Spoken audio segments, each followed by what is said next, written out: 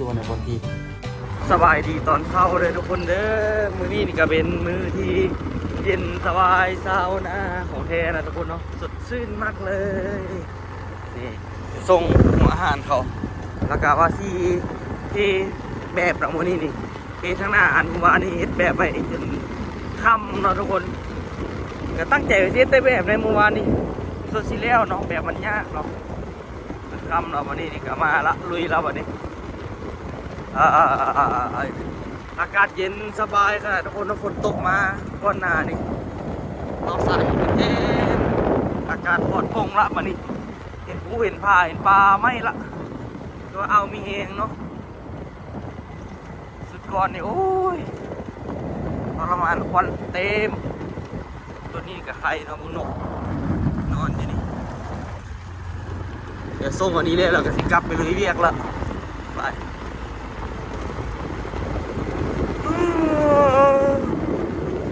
เย็นแค่ไหมเย็นสบายอากาศดีแห้งกว่าเศร้าอีกรอบสานโมง9 นาทีทุกคนหวังว่าเศร้านี้สิทันแล้วโอ้เมื่อวานในกระทิมหลายอันไปอยู่ดิเดี๋ยวสิได้เอา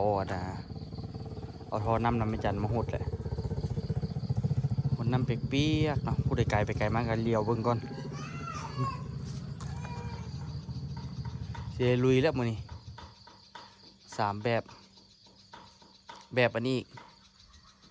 แบบทางลมมันอีกเฮ็ดใครได้เฮ็ดไว้แต่เมื่อวานเนาะบ่ทันเลยโอ้ยยุ่ง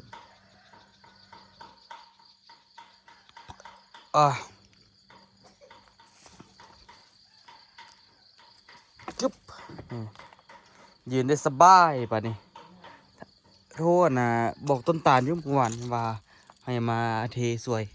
เดี๋ยวตัวกะซีเริ่มผสมเฮ็ดถ่าเลยเนาะทุกคนเนาะพอดีมีเครื่องเป่าอยู่นี่บ่ฮู้ว่าแข็งแล้วบ่มาเบิ่งทำกันทุกคนโอ้ตัวปกไปอยู่แต่ว่าฝนตกหนักย่านมันไหลฮอดพื้นนะบ่ได้เอาอย่างห้องพื้นมันขนาดมันแข็งกะ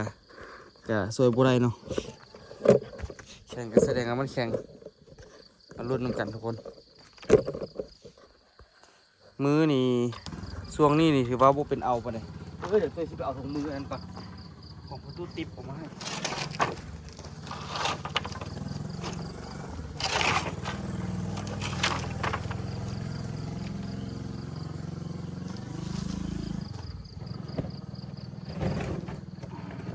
นี่เหลือมือนั่นเนาะฝนตกกันหนักอยู่สมควรอยู่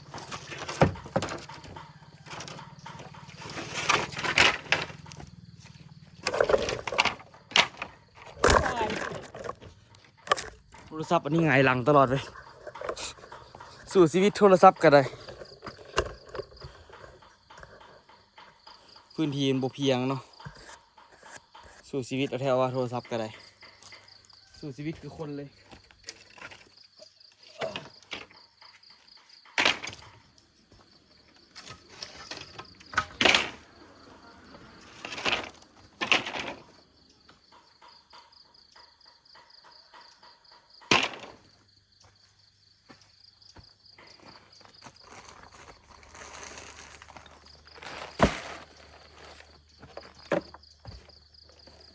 โอ้บุแข่งบุอย่างเลยใส่ได้เนาะ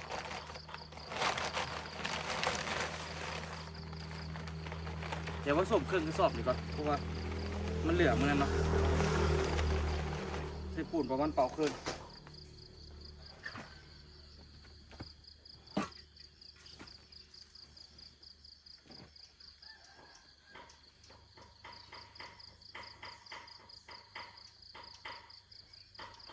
ใส่ไซเป่าเครื่องใส่หินประมาณ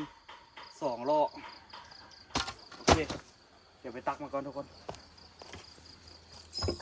ได้ไปส่งหัวอาหารอยู่แล้วทุกคนเดี๋ยวมาปูนที่มาไว้ก่อนเนาะผสมปูนไปได้หัวเหนียวมัดทุกคนเลย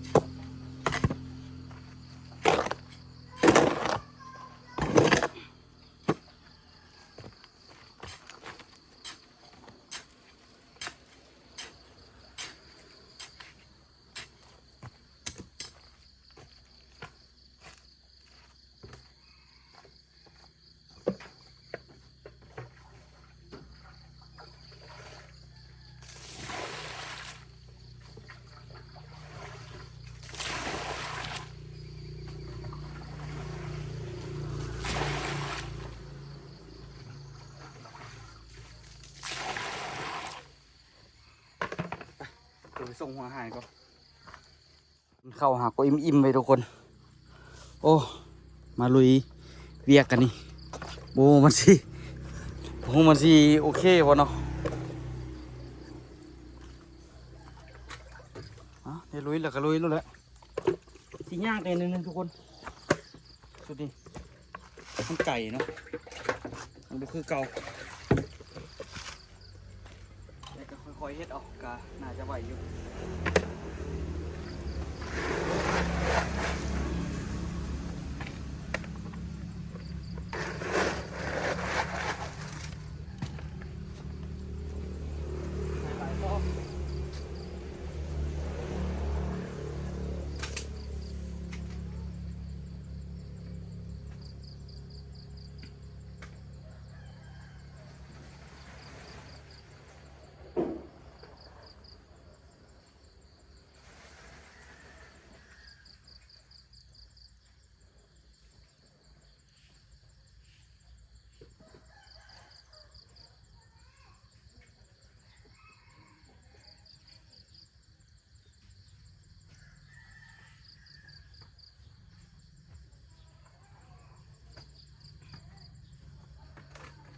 ไปหลายต่ออีหลีสุดนี้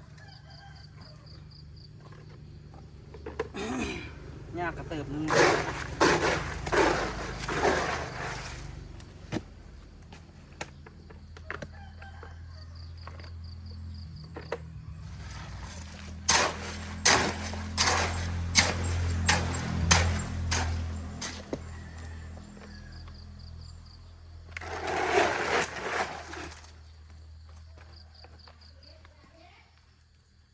ลองไม้ฟังนี้ดู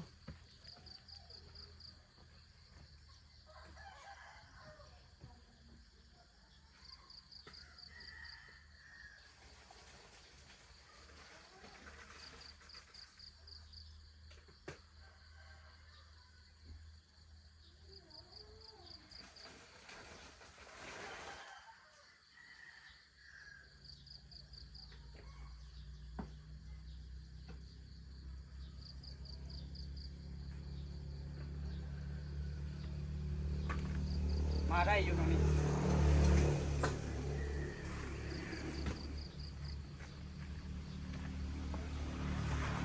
เคลียร์พื้นที่ดีๆก็ไปได้อยู่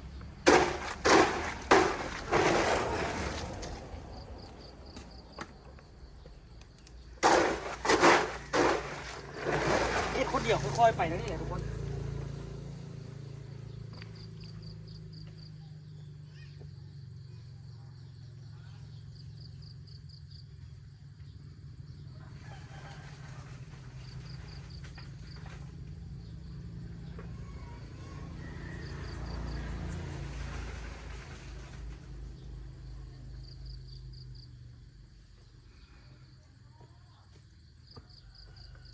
สมควรเนาะ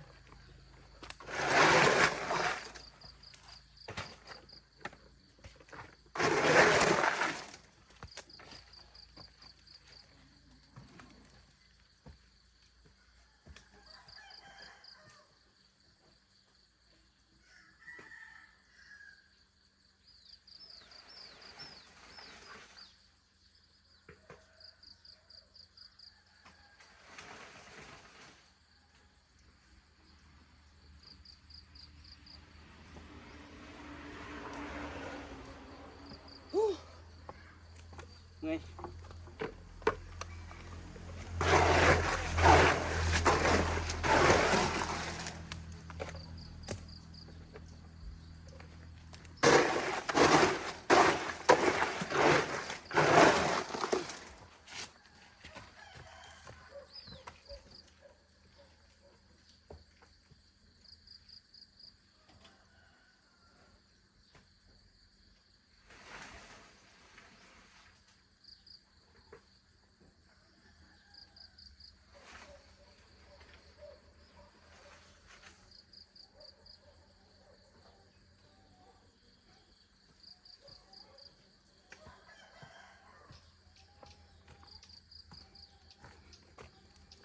เกี่ยงไปยักก่อน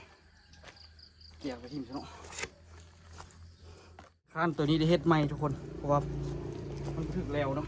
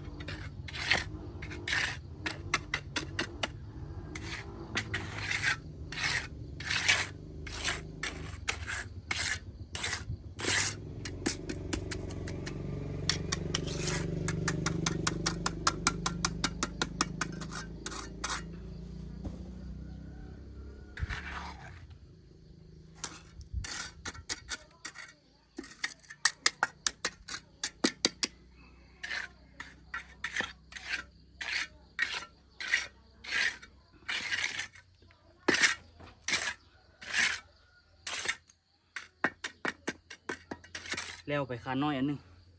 เหลือตัวใหญ่ๆนี่บัดนี้โอ้สุดสิเต็มเนาะมันธรรมดาสุดยอดเลยแหละนี่น้ำยาน้ำยา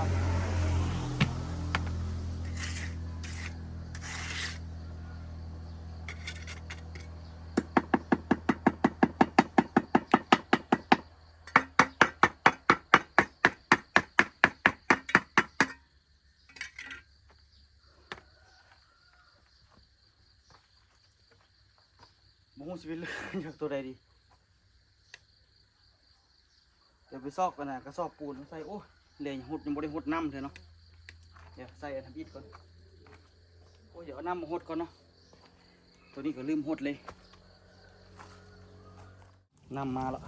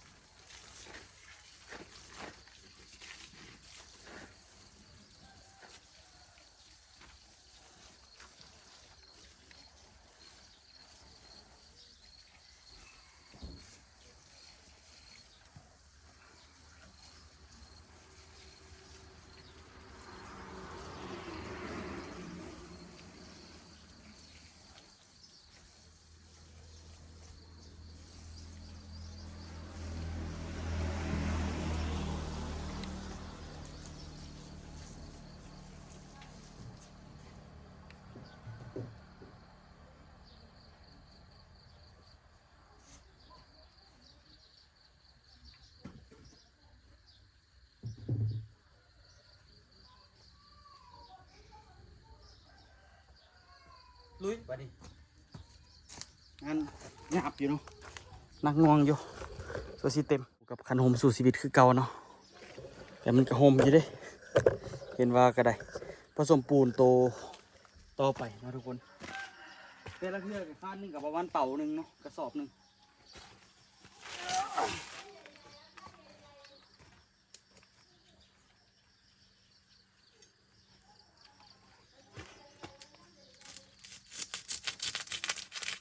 ต้นตาลก็ว่าสวยๆมิดจัดอยู่ที่มาตอนนี้ฮะโทรบอกว่าละมือวานนี่ว่า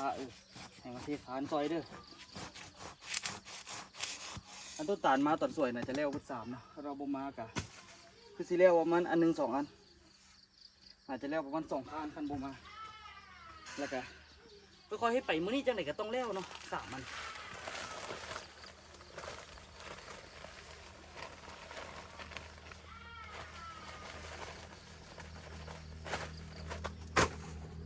กระสอบพวกนี้เอาไว้ยัดแดดตอนผสมแล้วเอามาน้ำหรือพักผ่อนนิดนึงเฮ็ดคนเดียวมันต้องอาศัยกับพักผ่อนเนาะเอาเฮ็ดเรื่อยๆบ่ได้เฮ็ดแล้วมาน้ำแล้วก็พักผ่อน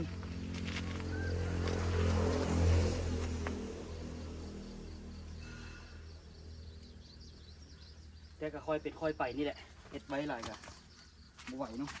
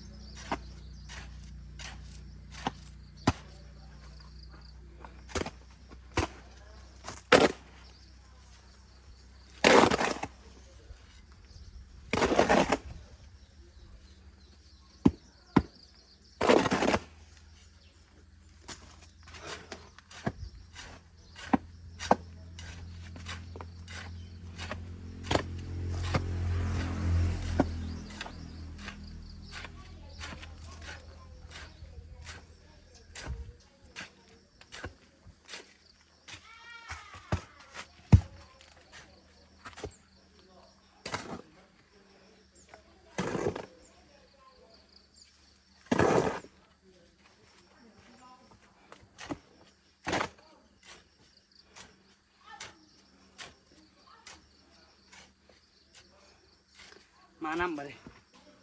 โอ้ยเมื่อย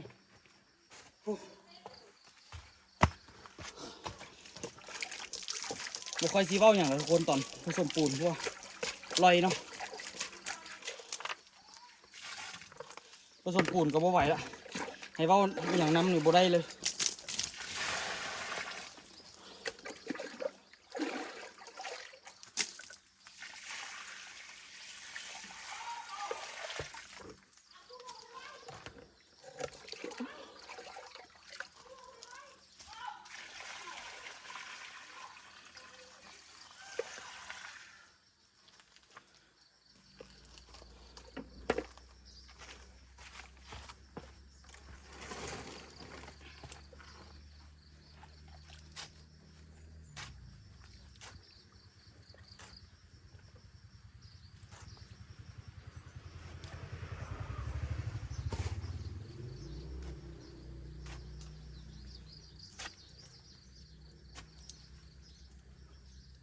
โอเคทิมมันเป้าไว้ก่อนเดี๋ยวมันซีมาเข้าเนาะ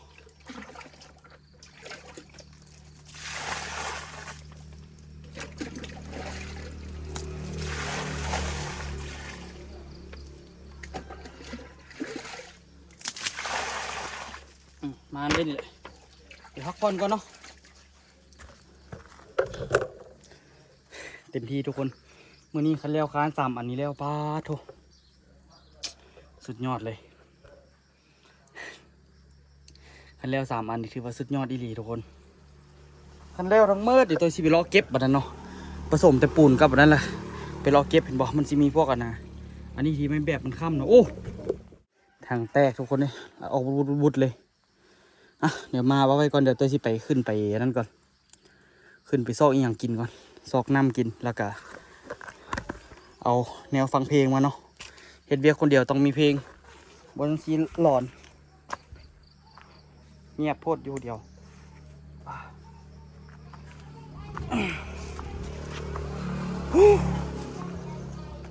ทิมปูนไปเลยเพิ่นจะไปเอาเงินพุ่นน่ะสิให้ไปนำสิให้ไปจับกล้องให้เสือเปื้อนบ่เปื้อนตีนแหล่บ่แหล่นี่เอารถขึ้นมาไปเอาเสียบโทรศัพท์ไปหก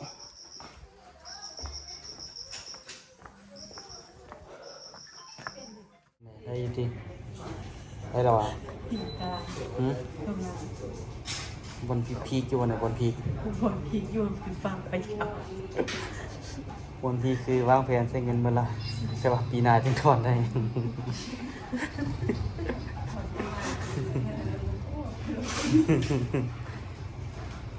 เงินมันได้วางแผนใส่หมดละ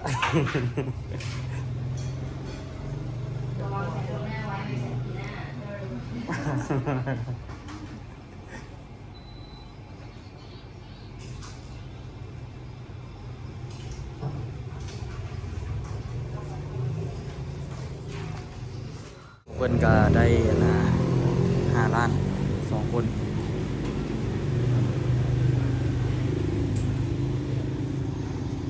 วิลเลียม ทางคาและทางเขาซีเป็นนั่นซีเป็นตัดเอาเด็กซิปใช่นี่ให้พอปลายแท้มาเลยมายังอยู่อนุวงศ์กับเจ้าฟางมารถเมย์เขายังมาโบ โอเค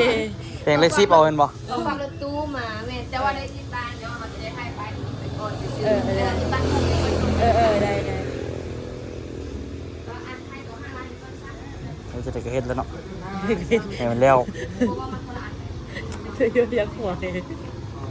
เธอย่อยมาแหวนใช้เงินเราได้หรอ วางแผนใช้เงินจนเบิดละ แม่เนี่ยมันจะเป็นคนละอัน ได้เงินน่ะได้แท้แต่ว่าเงินได้ปีหน้า แต่ว่าช่วงแต่ละเดือนก็สิได้ดอกไปได้ดอกเบี้ยไป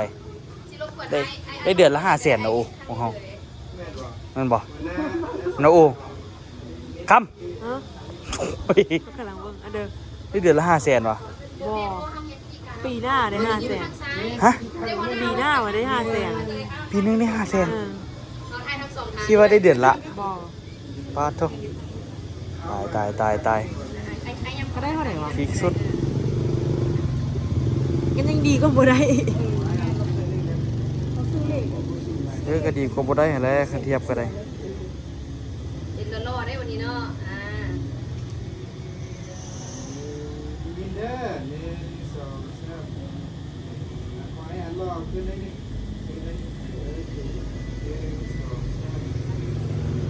โอ้ย โอ้ยยังไงเนี่ยแต่อีกวันนึงเราลูกค้าห้องกลางปัดปัญหา สาดทุกคนนี่ผสมปูนกันยังบ่ทันแล้วมาฮอดดีใจเอาแท้ว่าเงินอันนี้เฮาสิไปเฮ็ดนั่นเฮ็ดนี่ไปใช้หนี้ต้นตาล10 ล้านนี่พอดีเพิ่นว่านี่ฟาดเฮ็ดออกมาเป็นบัญชีฝากประจำเป็นปีจริงสิได้ทุกคนเลยตอนเขาเจ้าว่าปีหนึงปีหน้าจังสิสามารถถอนได้ป๊าดตายแต่ว่าเงินนี่มันก็เป็นซื้อของเฮานี่แหละแต่ว่าก็ยามันนะทุกคนเนาะเพราะว่าเฮาบ่ได้ไป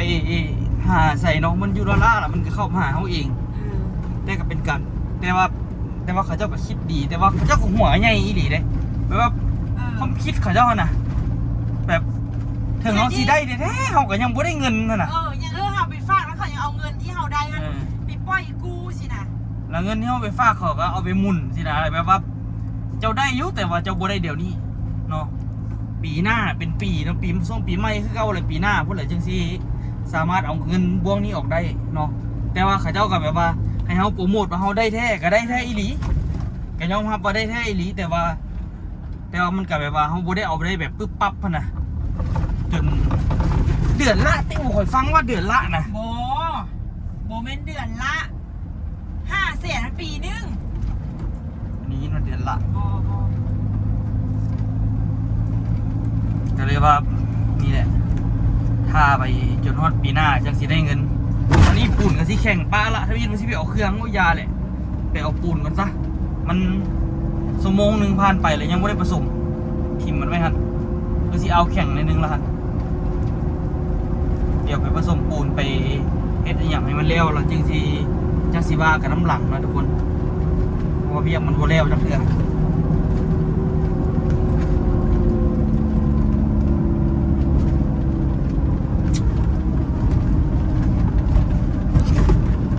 บ่ปูน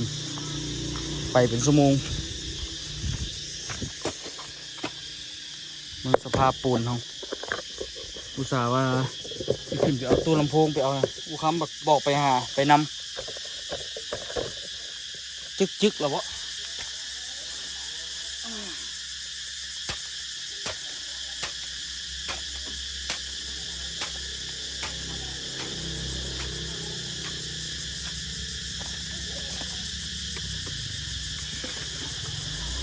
ยังไม่แข็งเนาะยังใส่ได้อยู่เติมน้ำเอาน้ำจะเป็นแห้งหมด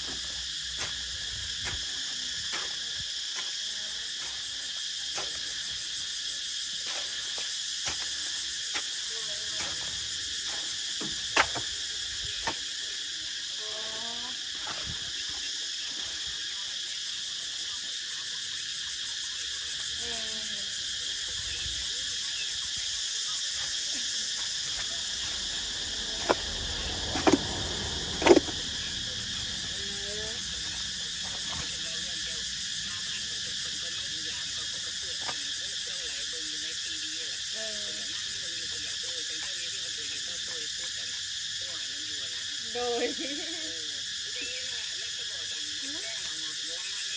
โอ้แม่เราบอกแม่ลูกไปมาเมื่อกี้ได้โคตรตลกเลยไปเมื่อกี้เขาว่าลูกนั้นสแกนขายเครื่องหลายแม่นเขาว่าลูกสแกนขายเครื่องหลายแล้วเขาแล้วโทรมาแล้วลูกคุณน่ารักเขาว่าเขาขายเครื่องหลาย โคตรมาแบบงูเลย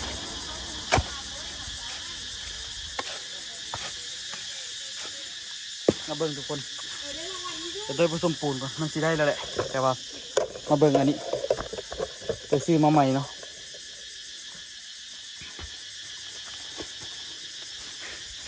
ปู100 กว่าบาทนี่แหละใส่ดีตัวใส่มาปีกว่าๆละนี่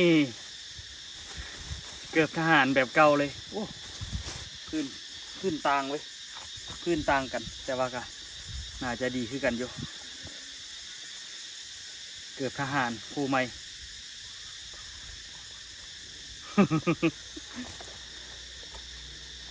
เดี๋ยวไปแล้วสิได้เปลี่ยนนะเพราะว่ามันขาดไปแล้วของตัวเปลี่ยนเกือบตัวนี้ใส่ไปแล้วเพราะว่าตัวเก่านี่ขาดเบิดหรอกถึงมันสิราคาถูกแต่ว่ามันใส่งานล่ะมันใส่งานได้ดีเนาะเบื้องของตัวมันจนงานละเบื้องสภาพเนาะขออนุญาตนะทุกคนนี่เบื้องสภาพ ตัวเลยซื้อไม่เป็นอันมักหินเป็นอย่างก็เข้าไปในตีนเพราะว่ามันขาดหลายเนาะเลยซื้อไม่เห็นเนาะอ่ะทุกคนเป็นยังไงเอาไว้เจอกันคลิปหน้าเลยทุกคนเด้อสำหรับคลิปนี้สู้ต่อไปทุกคนบ๊ายบายทุกคนสบายดี